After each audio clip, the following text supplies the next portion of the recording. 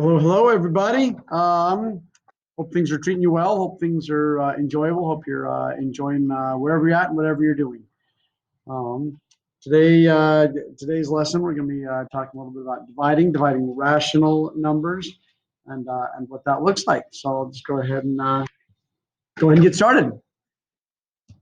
In these division problems, um, 3 divided by 1. Or 18 divided by 6, or 25 divided by 5. We were doing numbers and showing you division problems that are turning out nice and neat. Well, the real world is a little messy. So let's talk about what it's going to look like today. Let's start with 2.5 divided by 1.7.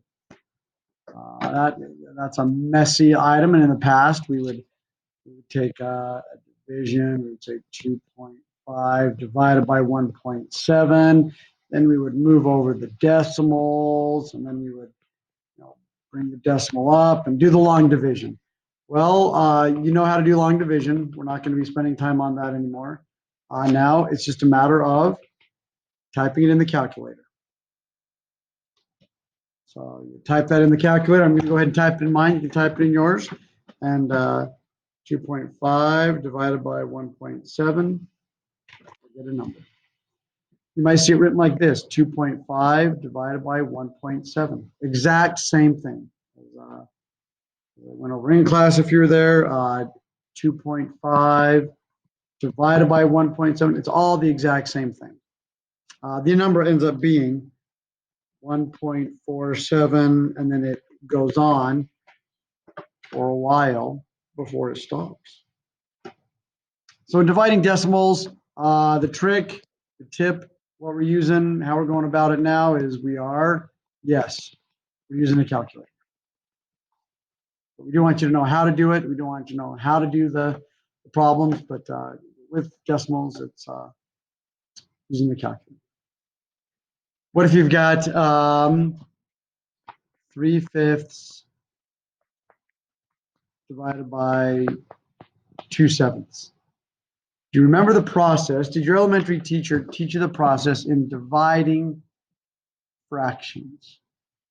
In dividing fractions, it's like these. You've got a starting place, and then you've got an operation you're dividing, and then you've got a amount that is being divided off. Well, in this, we've got this divide by a number.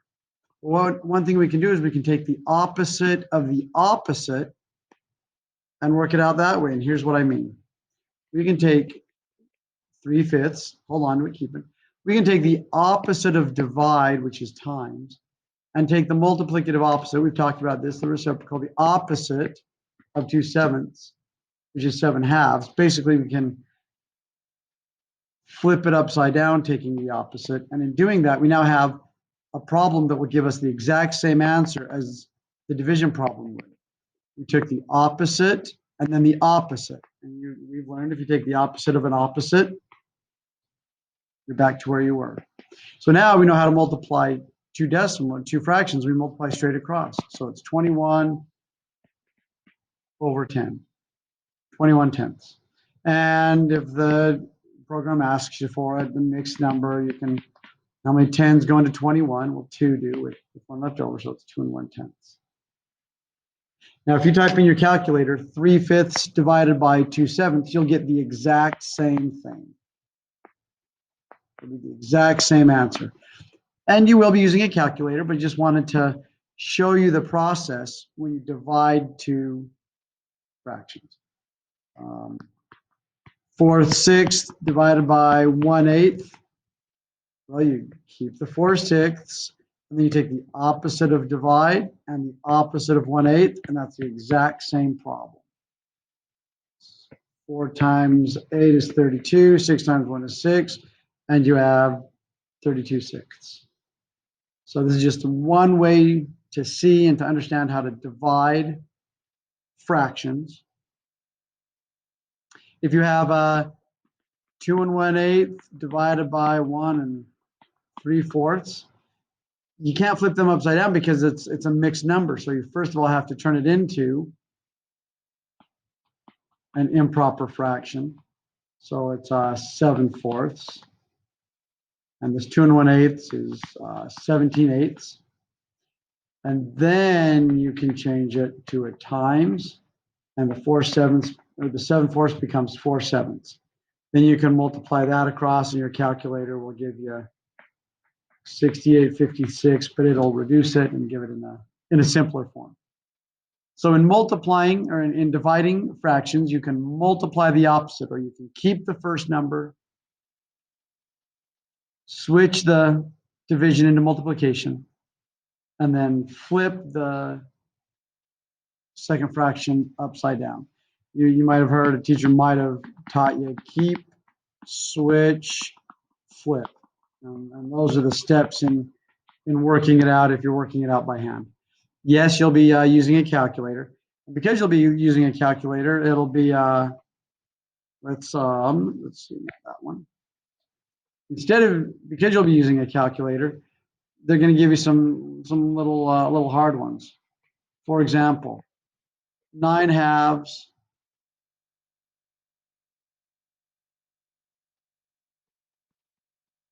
over 1/2. Now, your calculator, when you type it in as a calculator that way, you're going to want to make sure that it looks just like that. On the calculator, let's see if this is going to work with Screencastify. You'll first of all have a fraction. You'll first of all type the fraction button. And then on the top of the fraction is a fraction. So I typed the fraction button again to get a fraction up top.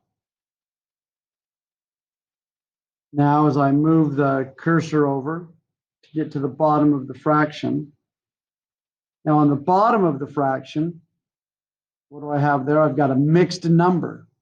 So now I'm going to type the mixed number key, the second and the 7. And now it's ready to type in the mixed number, 1/2. 1 and 1/2. So there's the mixed number, 9/2 over 1/2. Then when I hit enter, it gives me my answer of 3.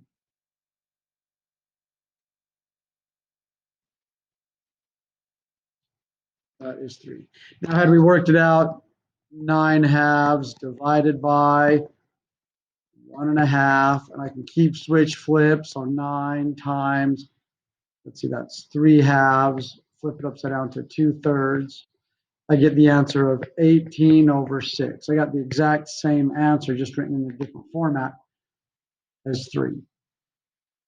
But I want you to be able to type this into a calculator, the calculator we're going to be using, so that as you're working through problems, the actual calculator can do the hard work. You're just setting up the problem in a hard way.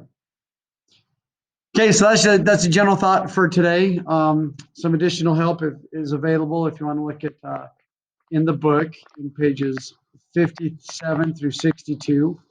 They've got some examples there. They explain it as well.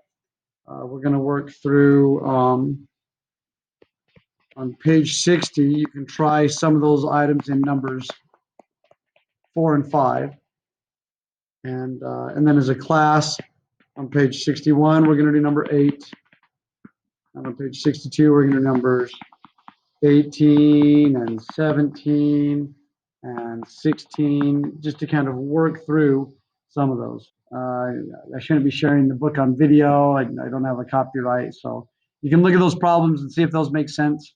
You can let me know if they don't.